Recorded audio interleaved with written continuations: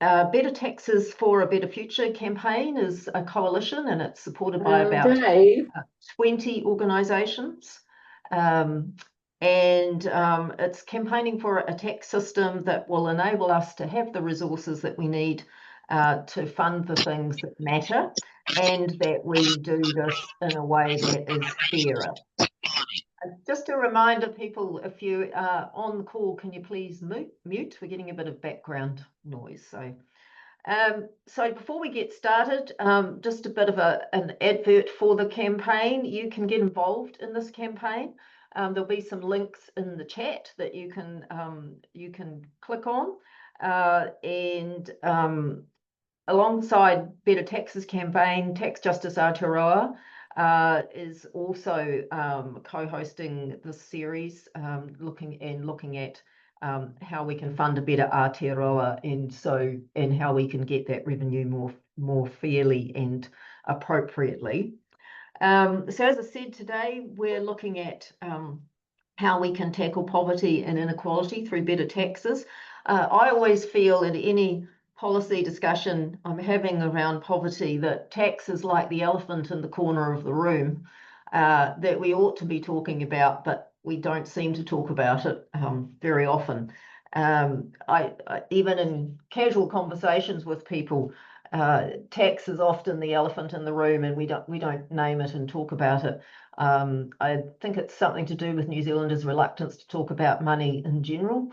But we need to bring that elephant out of the corner of the room. It's getting rather noisy and uncomfortable and smelly, and needs some attention. So today is a chance to get that elephant out of the corner of the room.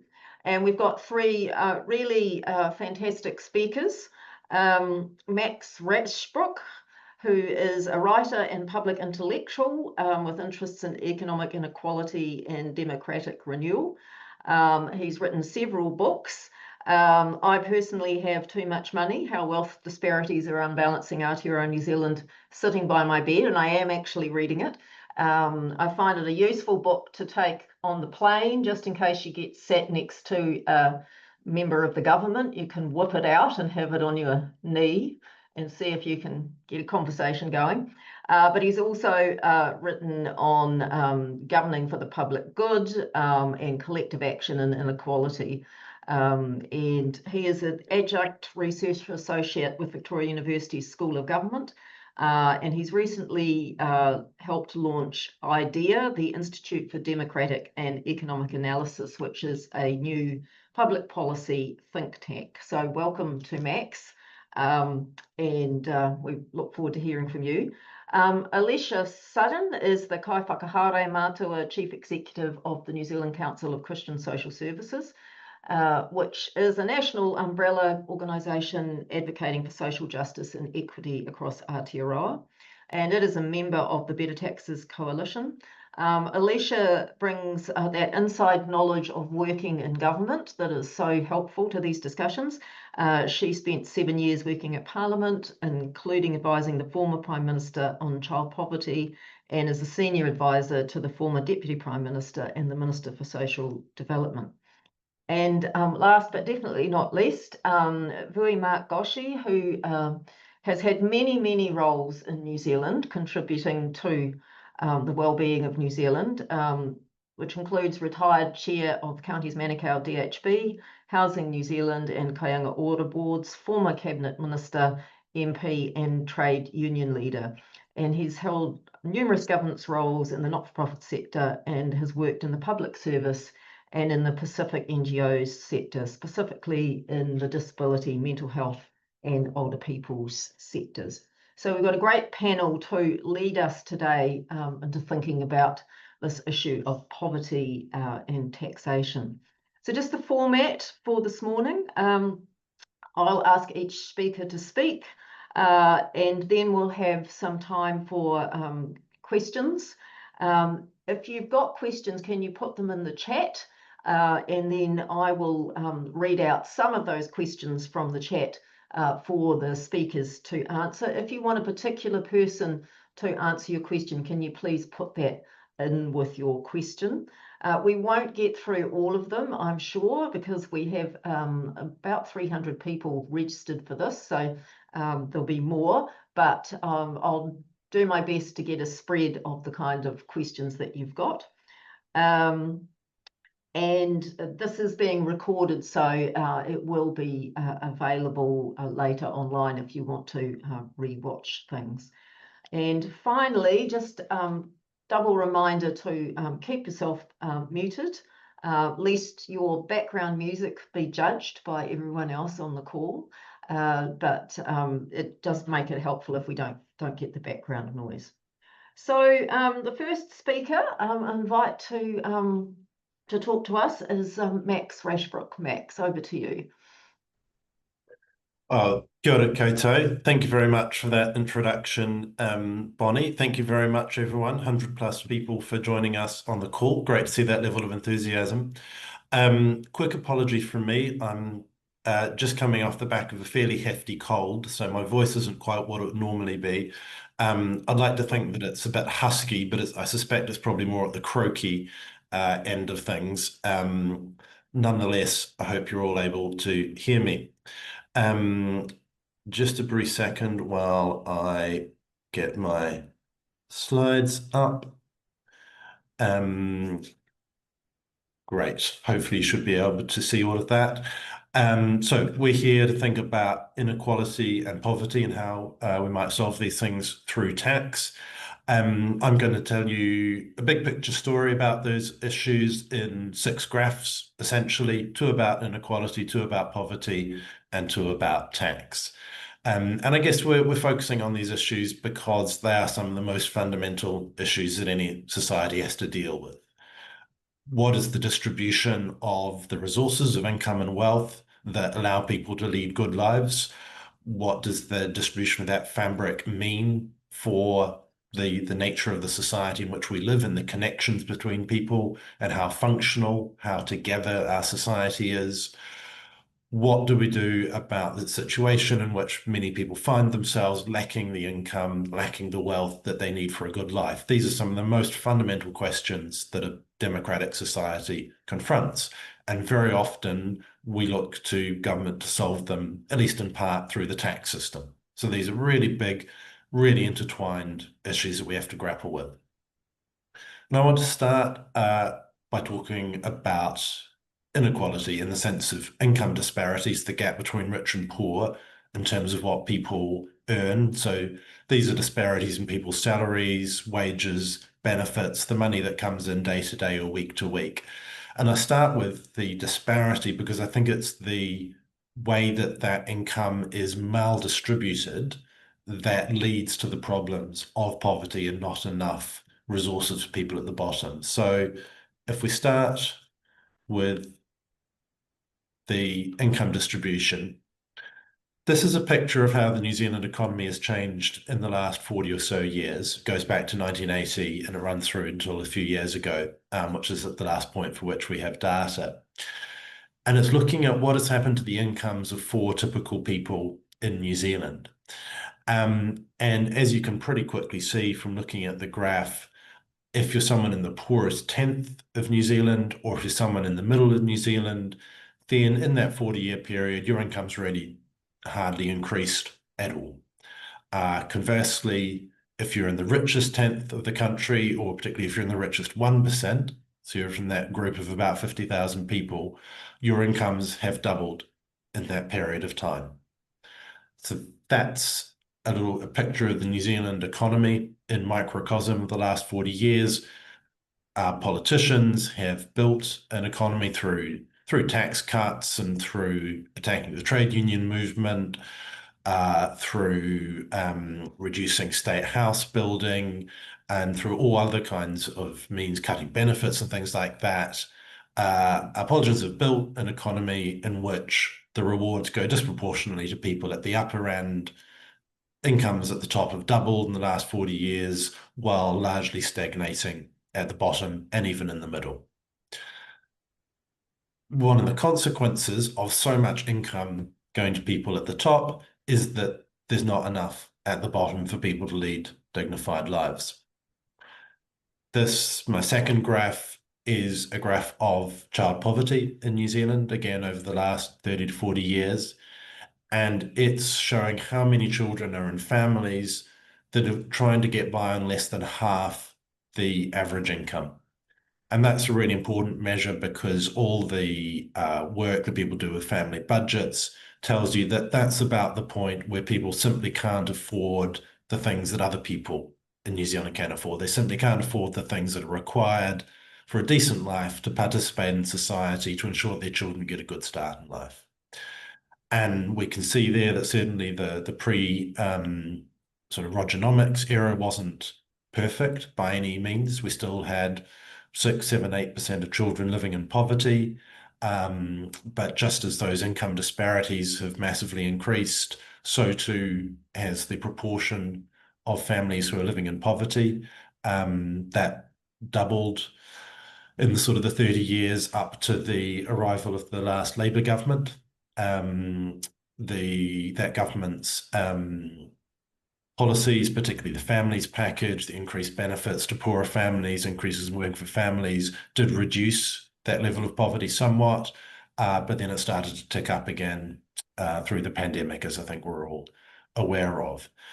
So we now live in a situation where one child in 8, 12% of children live in quite significant poverty. So these are households where families are unable to provide their children with decent clothes, decent shoes, unable to afford trips to the doctor, unable to afford to be able to heat their house, to provide a decent diet, to get appliances fixed when they break, all these kinds of things. And obviously that situation has multiple different inequalities shot through it. So if you're Māori or Pacifica, for instance, you're twice as likely to be in poverty than if you're Pākehā, and very high rates of poverty as well among sole parents who are disproportionately female. So we live in a country with very significant rates of poverty. That 1 in 8 child poverty rate is equivalent to roughly 150,000 children living in poverty. That's Eden Park 3 times over. So really significant issues there. If we move now to wealth, we're thinking about not the inequalities in what I just showed you, the inequalities of income, of salaries, of wages, of benefits, of what people earn. These are the inequalities in what people own. So what assets do they have minus any debts that they have? And this is really significant because obviously inequalities of income year after year pile up, they amount, they exacerbate themselves, and they turn into very, very big inequalities of wealth. And that makes a really profound difference because you're talking here about inequalities in terms of who owns a house and who doesn't, who has investments that are generating further wealth, those kinds of things. This is a graph from data that was released just a week or so ago by Statistics New Zealand. It divides the country into 5. That's what a quintile is. It's a fifth of the country. And it looks at what has happened to the wealth of those 5 groups of New Zealanders in the last 10 years. And if you look at quintile 1, that's the poorest fifth of New Zealanders. So that's ballpark, 1 million adults. Their average wealth has gone from a princely sum of about $8,000 to about $11,000. So a very large tranche of New Zealanders who really have no meaningful wealth at all. At the other end, quintile 5, that's the wealthiest fifth of the country. Their wealth has gone from somewhere in the ballpark of $1.5 million on average to $2.5 million on average in the last 10 years. So over the last decade or so, the gap between rich and poor has got bigger in wealth terms by over $1 million. So these are really, really significant disparities again, even bigger disparities of wealth than we have disparities of income. And it's worth remembering that amongst that top fifth of the country, and even smaller group of people, the top 1% of the country own a quarter of all the wealth in our society. But at the same time, they pay a lower rate of tax than someone who stacks shelves in a supermarket.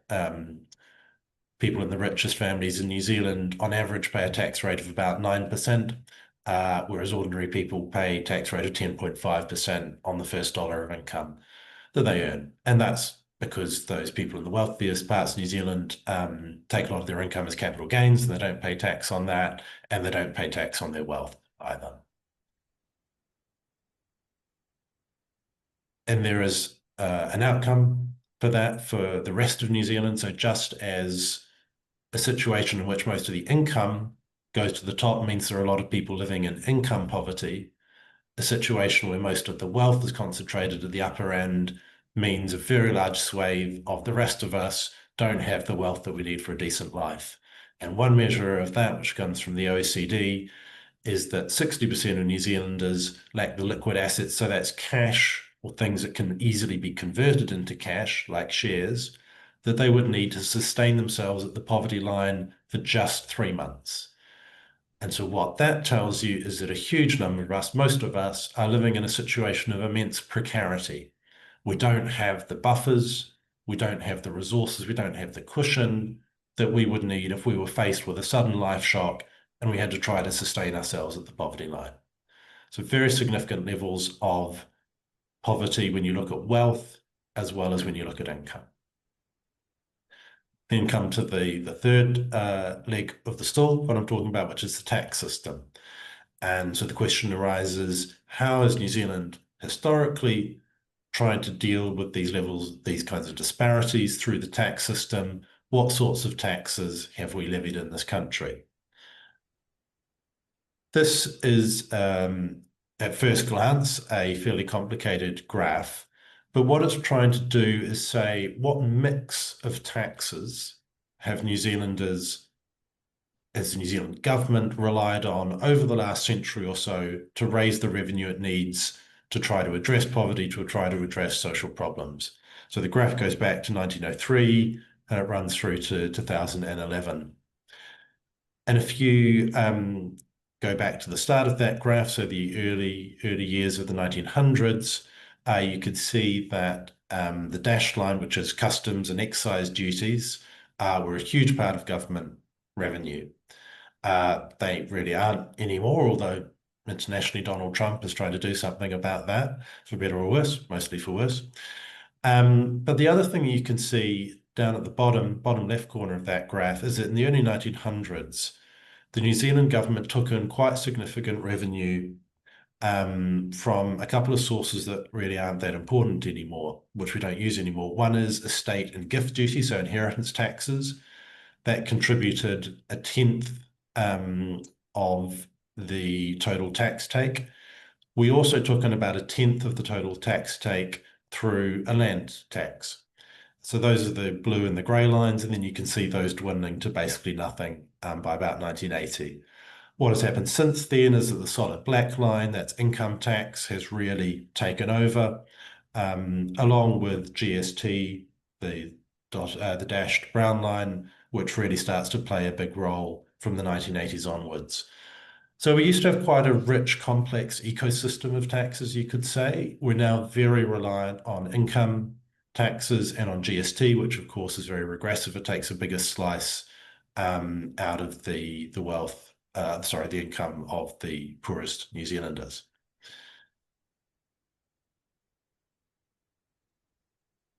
All right, and coming to my last slide, this is a graph of basically how much tax revenue has the New Zealand government taken in as a proportion of GDP. So in terms of the income that New Zealand generates every year, how much of that has the government taken in tax and spent on collective purposes? And you can see that back in the 19th century, government was pretty small. The tax take was really only around about 10% of GDP. But then since post-World War II, on average, it's been about 30% of GDP. So we've taken in, you could say, tax at about 30 cents in every dollar of income that's generated out there in the economy. Now, what that tells you, of course, is that pre-1980s, when we had less poverty, the state wasn't necessarily a lot bigger than it is now. But the thing is, we have a lot more demands on the state than we used to have. So we, as has been well canvassed, we increasingly have an aging population, which quite rightly we are seeking to look after through New Zealand Super. That creates costs that the government didn't face 30, 40 years ago. We're also going to face a huge bill for dealing with the impacts of climate change, which wasn't something that we had to do 30 or 40 years ago.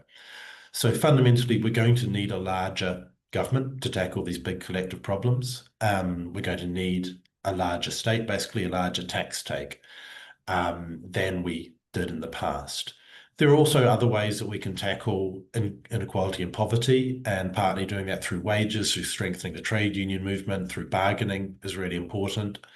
But currently the estimate is that getting us on track to meet our child poverty targets, our targets to halve the rate of child poverty, would take something like $3 billion extra a year. That's $3 billion a year in tax that has to be found from somewhere, and that really opens up the discussion about how are we going to try to get there through things like inheritance taxes, which, as I said, used to be an important part of our tax system, through land taxes, or through taxes that we've never really had in New Zealand, like a capital gains or a wealth tax. These are all the questions that we face. Whatever decisions that we make, it's really clear, though, that tackling poverty, tackling inequality is at least in part going to be about fixing the tax system. Thank you very much. Thanks, Max. So if you've got questions for Max for later, start putting them in the chat. Now I'll invite Alicia. Thanks, Bonnie. I'm just going to share my screen as well.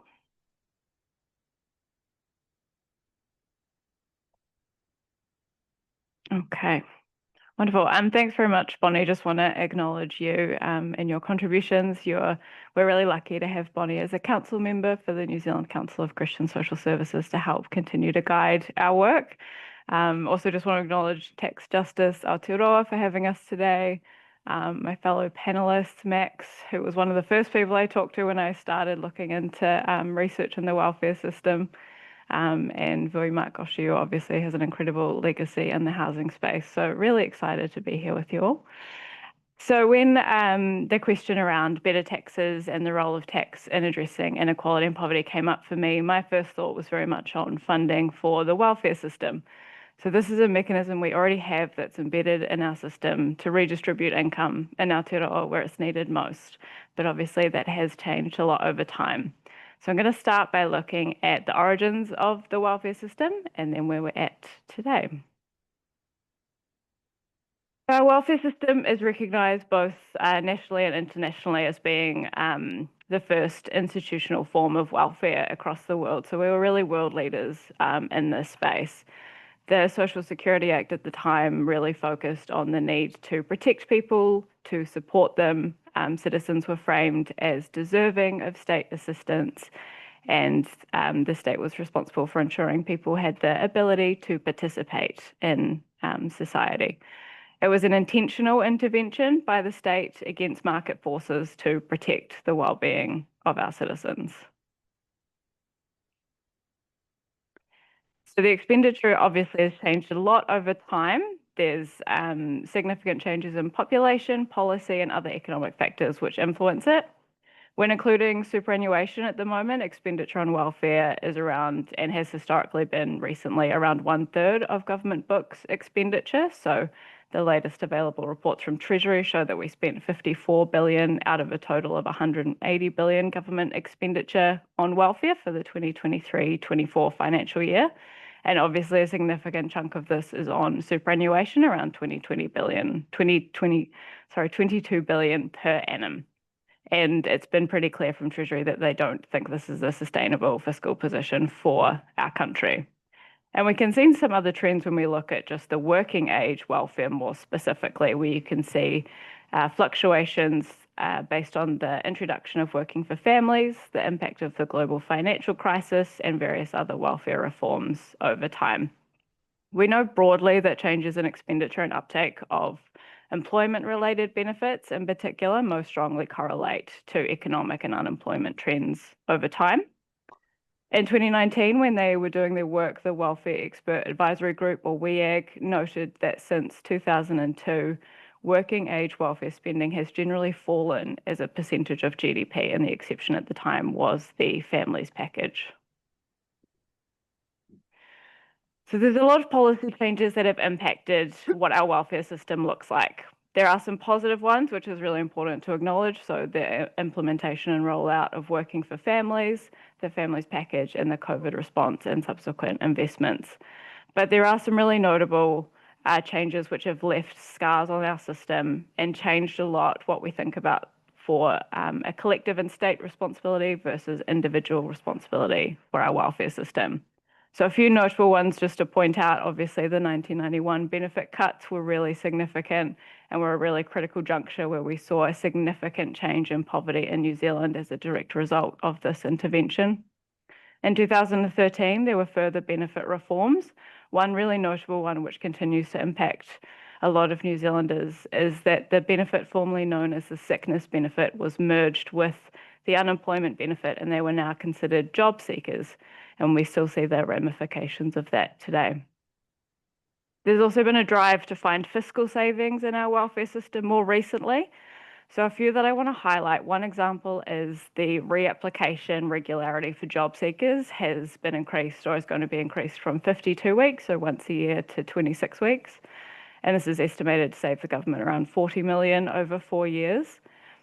Notably, it doesn't change the entitlement or criteria. However, it does change people's ability to access it. So in the regulatory impact statement, there's this quote here which says, MSD also note that benefit expiry and regrant leads to clients losing entitlement to benefit due to process rather than because they are no longer eligible for benefit, resulting in clients churning back on the benefit in quick succession.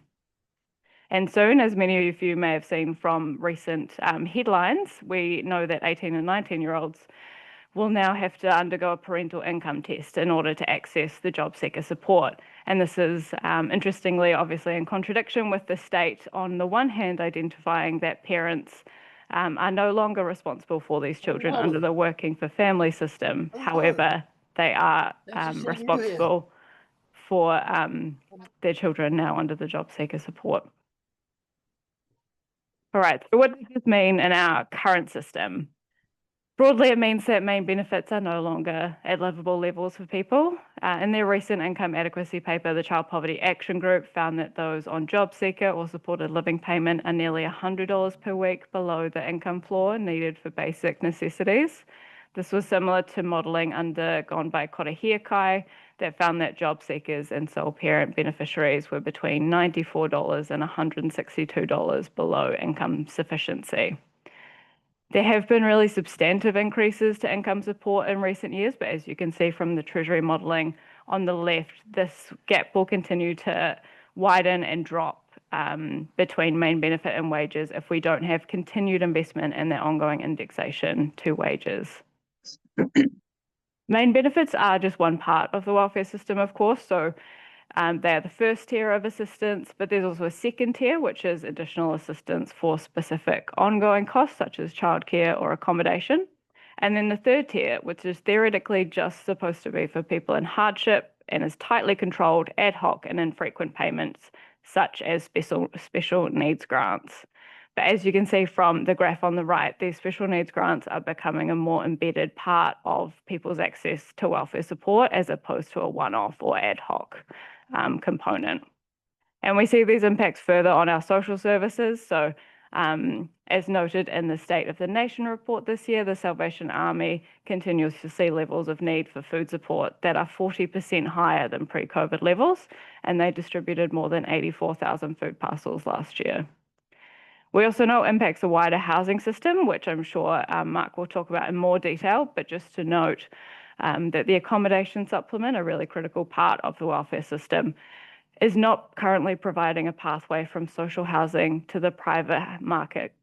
So while public housing tenants continue to just pay 25% of their income towards housing, MSD data back from 2020 shows that 70% of households receiving accommodation supplement who are renting in the private market are spending more than 40% of their income on housing, and 44% of these people are spending over half of their income on housing. We also know that outcomes are not necessarily being realised on or off the benefit for people. Welfare to work has long been a really critical part of our welfare system, but rather than focus on upskilling and support, we instead see sanctions, surveillance, and a focus on reducing that welfare expenditure at a point in time. Sanctions in particular are often used as a compliance mechanism to push people towards employment, despite very mixed evidence on their effectiveness. And we also know that these are disproportionately impacting key population groups. So for example, 55% of job seeker support recipients who are sanctioned were Māori, and 22% Pacific, despite these cohorts making up 38% and 16% of total job seeker recipients. It's worth noting that the government's targets to reduce job seeker numbers in particular are at risk of driving punitive policy responses, and they are a really poor proxy for measuring whether people are actually going into work and being productive and well. Based on MSD's most recent report on what happened to people who did leave the benefit, only 45% of people who exited the benefit into employment stayed in that work for 12 months afterwards. And we also know that even if they do stay in work, that's no guarantee of prosperity in our current system. Again, based on CPAG's report, dual income working families with 2 children still don't hit the benchmark of participation income on their levels and have very little buffer if things are to change, like rent rises or illness in their life. We also know effective marginal tax rates make it really challenging for some people financially to increase their hours working. So Treasury found that for sole parents increasing their working hours between 20 to 24 hours, they didn't keep any additional money they earned and in fact lost 2 cents for every dollar earned. So what does this all mean? I think Max gave a really good overview of the outcomes that we're seeing in general across New Zealand, but as you can see from the graph on the right there, there were some really positive gains that had been made, and we're now starting to see stagnation and those positive gains being reversed. So we know that almost 31,000 more children are living in material hardship compared to 3 years ago, and we know that this is disproportionately felt, with 1 in 3 Pacific children living in hardship, and 1 of 4 of these children living in hardship being either tamariki Māori or households with at least 1 disabled person. We also know food security is worsening for children, with 27% of children living in households where food runs out sometimes or often. And as Max noted as well, we see a lot of hardship amongst sole parent contingents. We also see general income inequality based on the Gini coefficient worsening both in the before and after housing cost measures, ending a downward trend that occurred from 2018 to 2022, as noted in the Salvation Army's State of the Nation report. So where to from here? Our welfare system is a really critical state intervention to distribute income and other support where it's needed, and it really does need a lot of funding and a lot of tax in order to do so. So there's been some really extensive progress over the last few years, and as you can see here, the increase in income supports during the last Labor government was a cost of around $12 billion during that period, and that in order to continue our positive progress, we need substantive and sustained investment at this level to continue, as Max said, around $3 billion per annum, we know, to address child poverty. So what could we do if we had some more tax here? There's definitely a range of areas where we need to focus on. We do know that just core income increases are really critical, particularly if we are to focus on some of our child poverty targets, and also to make sure that our welfare system is back in line with that 3-tier support that was intended. We also know that we need it to be more aspirational focused, that it supports people into the future that they desire and supports them to upskill and to reach for their goals. We want a system that's based around well-being as opposed to punishment. And we also want to see more universal type investments. So as the WEAG noted, we support that the family tax credit should move closer to being universal, given that society benefits from the next generation, and we should all help to fund that and to support children to thrive.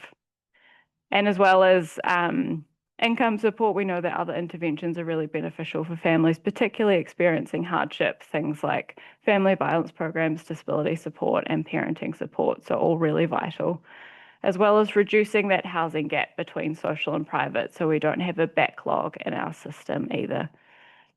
So in general, for the New Zealand Council of Christian Social Services, we have over 100 member organisations, and we regularly hear firsthand the realities of what this eroded welfare system is.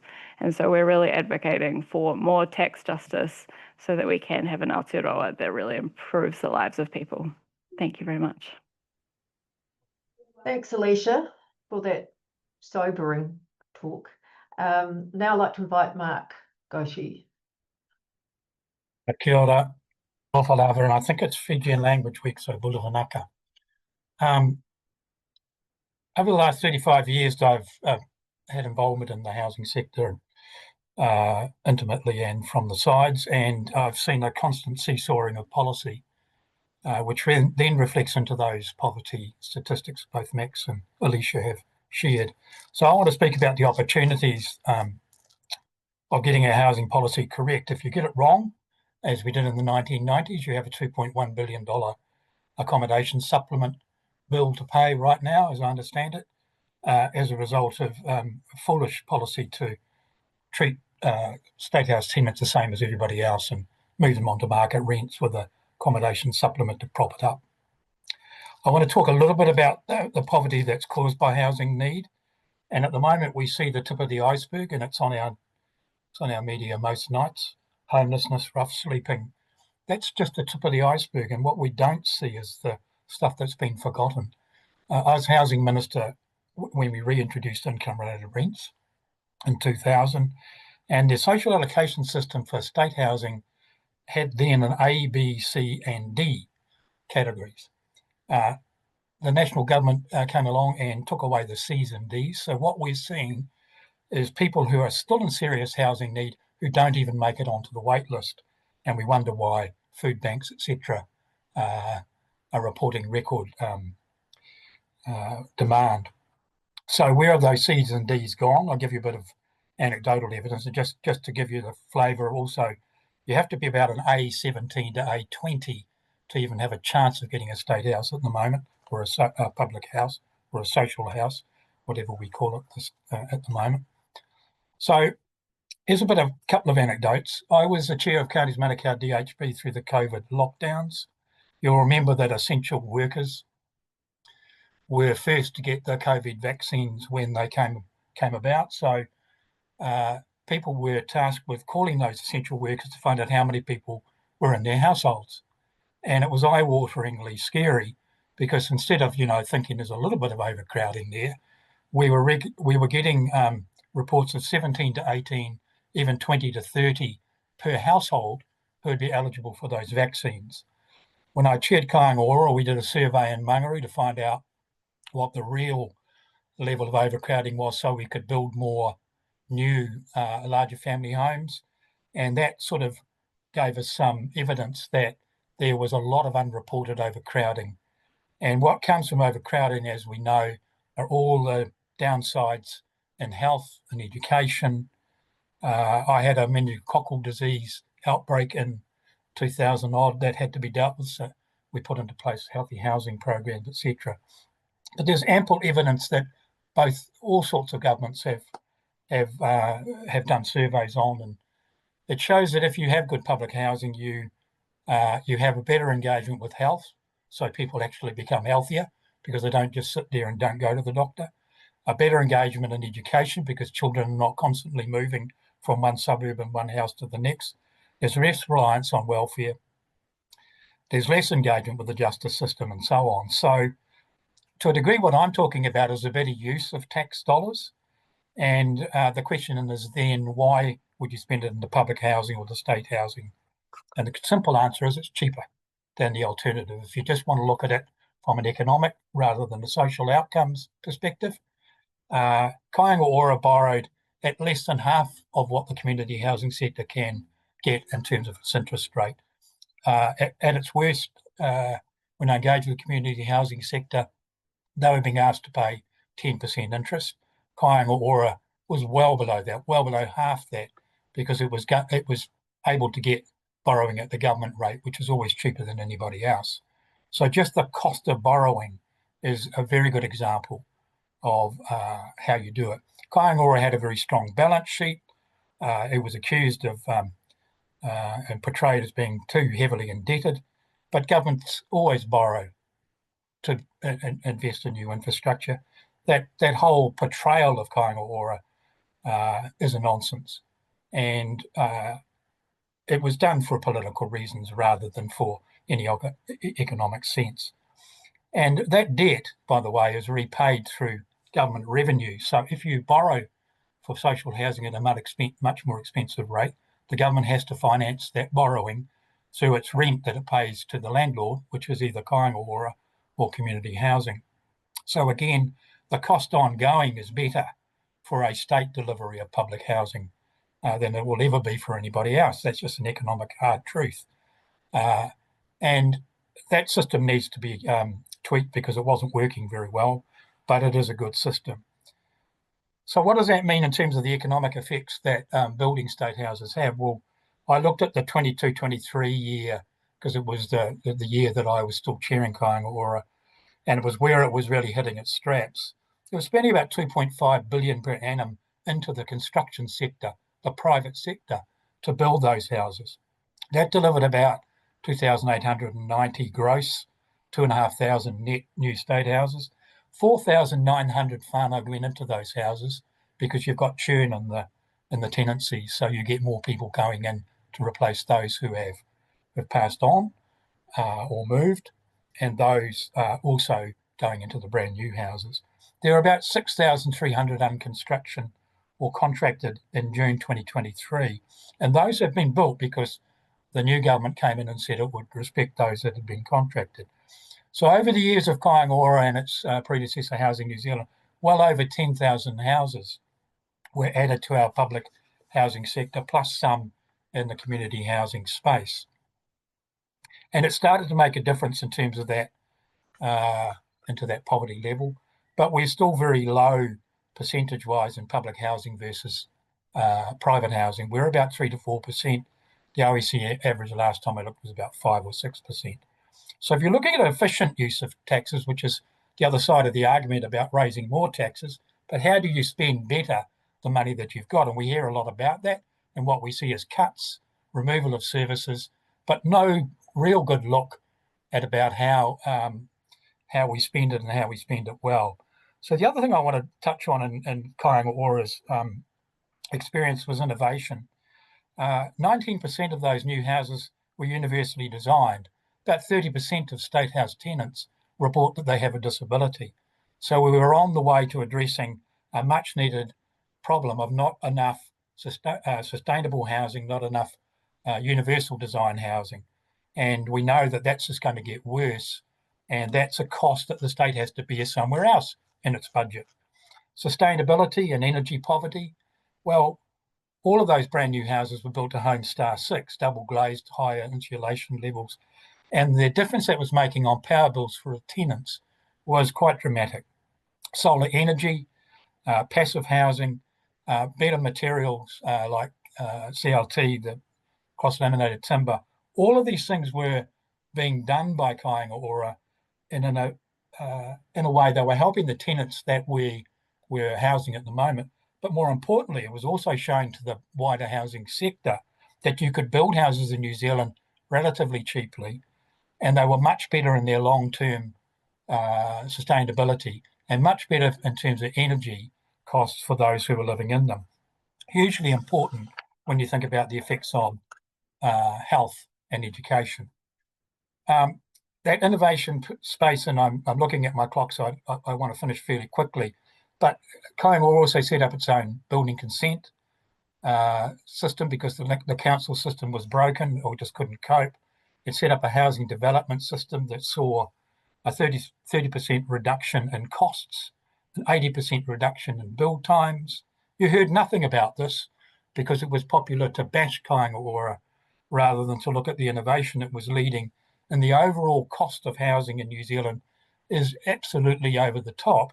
And part of it is because the system that we have to build it is broken, fractured, and very, very inefficient and expensive. Lastly, in terms of the cross-government savings, ACC and Health and Disability come along and retrofit houses for people with a disability And that's a very expensive proposition to do. It's very, very costly to put in ramps and wider doors and wet area showers. Kāinga Ora building them at the beginning to universal design massively lowers that cost, if not takes it away altogether. Corrections in Ora Tamariki need houses for people who are coming out of prison or young people who need to be given safe respite from families. All of these things were happening, and they were helping in terms of the way in which we spend our very hard-earned tax dollars. So again, I want to think about the possibilities that housing has in lowering the costs to the tax system and benefiting overall the well-being of New Zealand. I could talk a bit more about supported housing and housing for the elderly, which is something that is again hidden from view, but we need more supported housing because we have to stop evicting people because they might have a mental health problem, or that they're hoarders, or that they're trying to get away from a violent partner.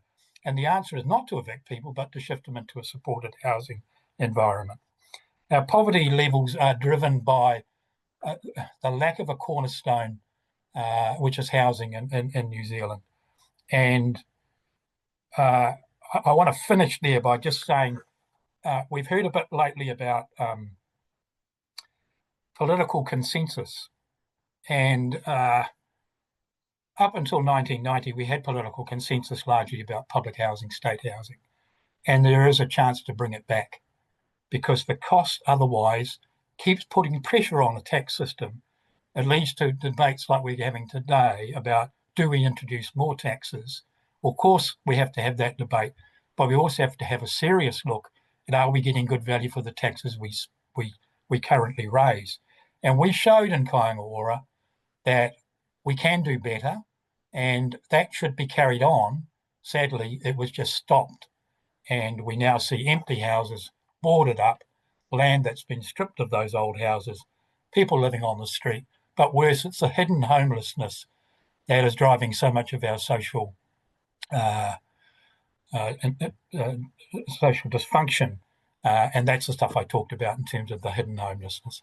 So I haven't got into the whole taxation area of housing, but clearly there needs to be a look at the whole area of capital gains tax, wealth tax, tax on landlords, interest, etc. So we begun that conversation, but I don't want to lose sight of the fact that if we get housing policy right in New Zealand, there is a lot less pressure on our taxation system. Kia ora.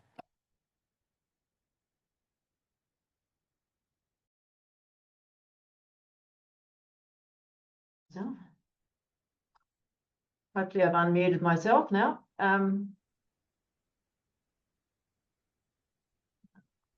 So thanks to all our speakers. Now we are running a little bit behind, but we have a few moments for questions. So there's a few people who got in early on the chat, so we'll ask those ones, and then if we've got any time, we'll do some more. So maybe this is a question, Max, for you to start off with. What types of wealth tax, in order, it says, do you think are the most critical to implement as soon as possible? Oh, kia ora for that question. I think it was from Tanya, wasn't it? Look, I don't think there's any consensus on that, and I don't think Tax Justice Aotearoa has a position on that per se. So I'll just give you my own personal view for what it's worth. I wouldn't start with a land tax at the national level. Obviously, we already have rates, because land is the one major asset class that quite a lot of ordinary people have something of, because quite a lot of people are still homeowners. Whereas if you look at what really drives inequality, the kinds of wealth that are really important to the very wealthy, the top 10%, the top 1%, land is fairly well irrelevant to them. Their wealth derives from businesses, from share ownership, from all kinds of financial investments. So a land tax would be a decision to tax the kind of wealth that quite a lot of people, ordinary people, do have, and not tax the things that are really important to the wealthy. So I tend to rule that out, straight off. For me, the choices between having, on the one hand, introducing a capital gains tax combined with an inheritance tax, or separately having a wealth tax. And the reason I make that distinction is that capital gains, so the money people make selling assets, is income, just like my salary is income, but we don't currently tax it.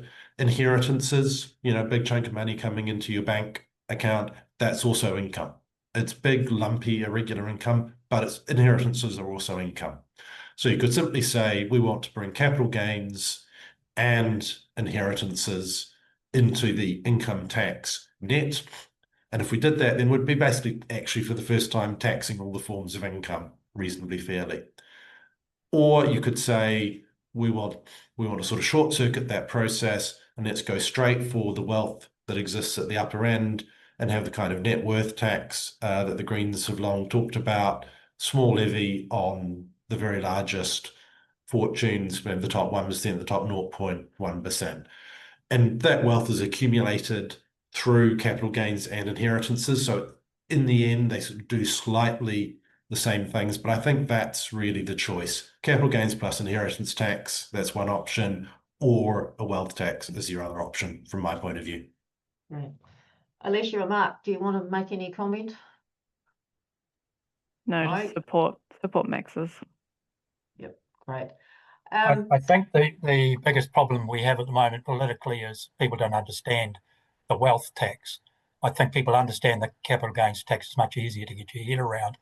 So there would need to be a significant campaign to educate people on that whole concept of wealth tax. Inheritance tax, probably some older people would remember, but capital gains tax seems to be the one that captures people's imagination the best.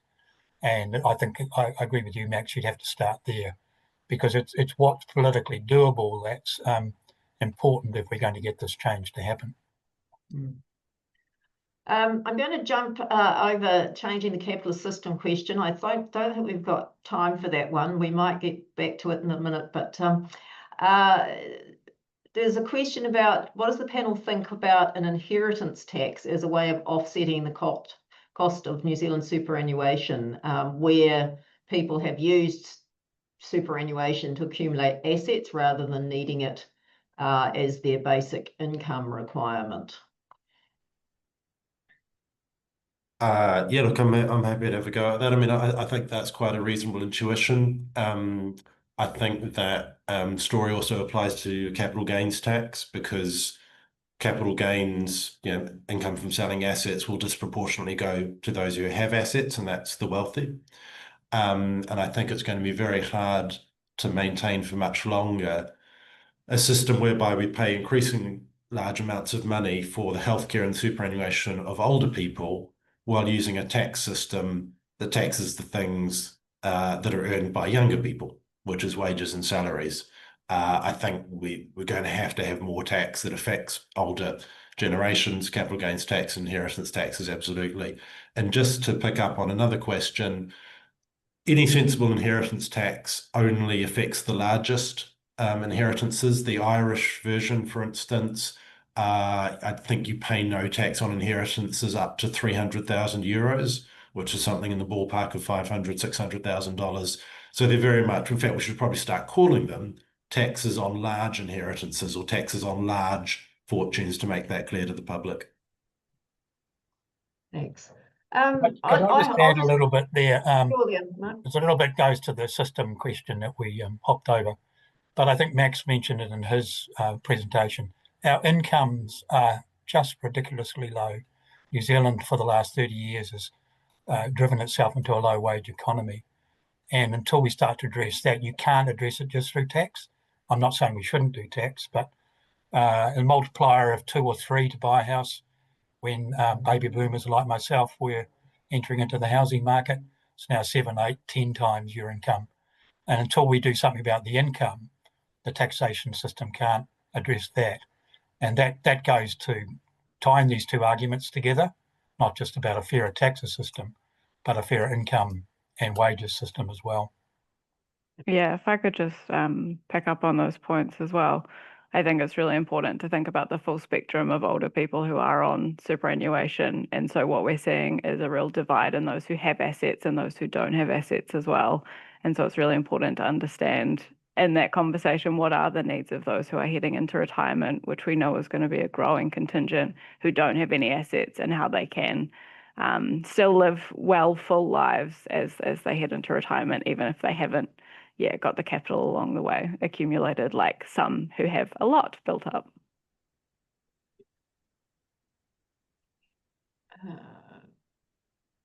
Got a few comments in the chat, but maybe we'll attempt the overarching question in 1 minute before we close up, which is,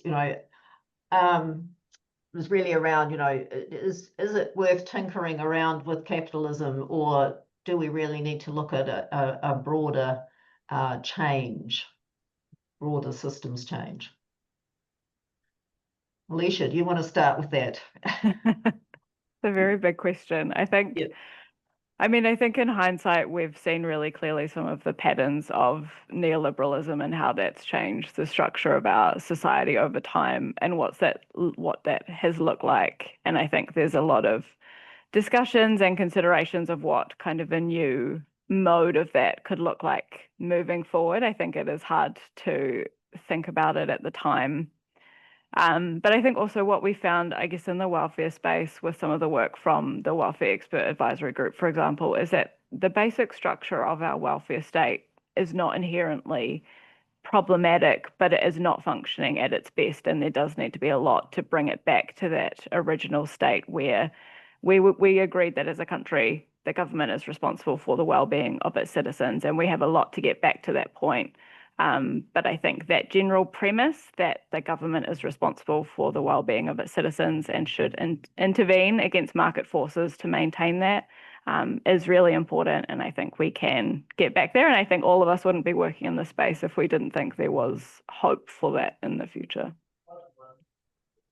Mark or Max, do you want to make a comment? Oh, look, I'd agree with what Alicia's said.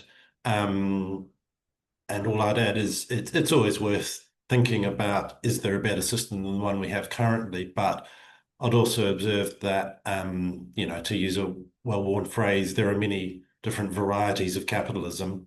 If you go back to that figure I presented, that 1 child in 8, 12% of New Zealand children are living in poverty. In countries like Denmark and the Netherlands and Iceland, that figure is about 4%. So they're doing 3 times better than we are on reducing or almost eliminating child poverty, and they're still capitalist systems. So you can do an enormous amount even within capitalism if you're so minded.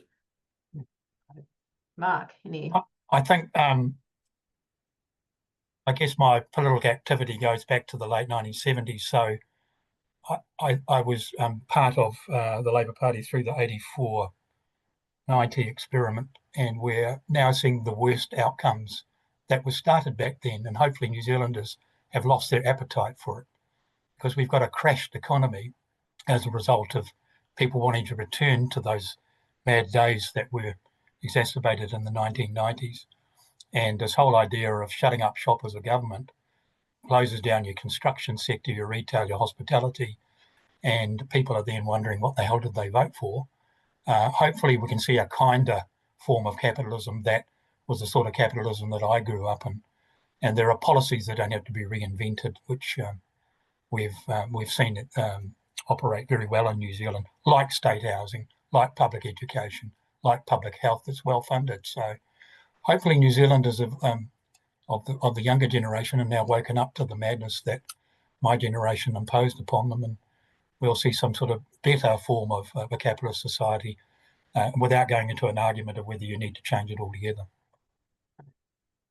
Thank you very much. I'm just aware of the time, and I know many people on the call will be needing to go off to different meetings.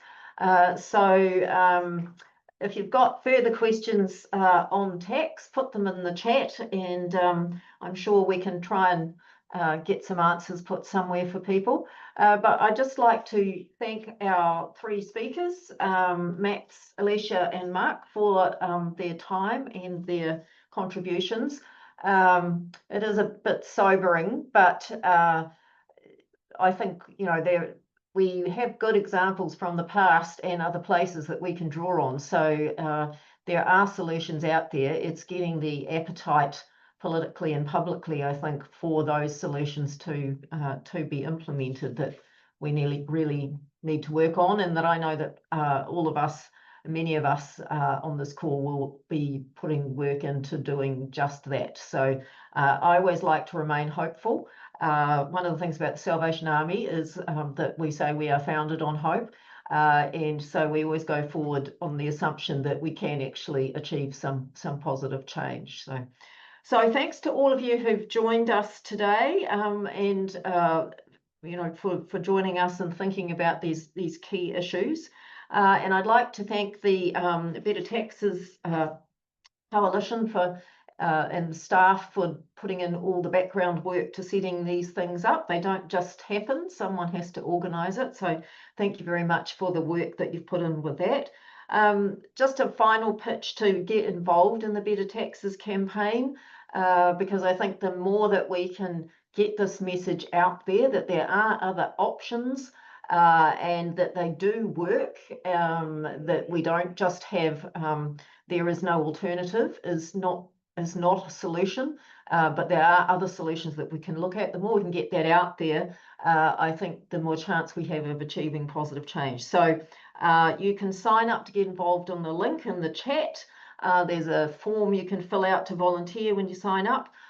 If you're in a position to, as an organisation or an individual, make a donation to the campaign. Better Taxes does run very efficiently, but more resources would mean can get the message out better and wider.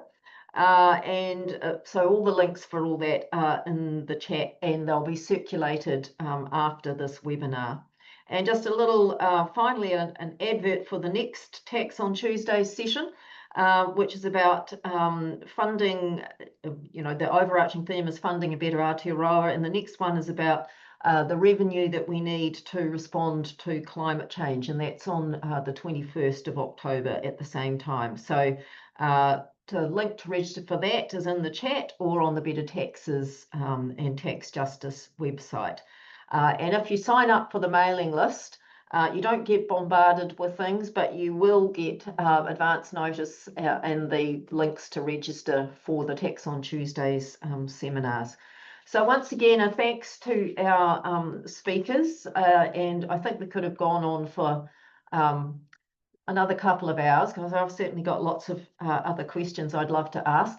But thanks for your time and your wisdom, and wish everybody on the call a good rest of your afternoon, and let's keep talking about that elephant in the corner of the room wherever we can, in whatever circumstances we are, because the more we can discuss these issues, I think the more likely we are to come up with some better collective solutions to the issues that we're facing.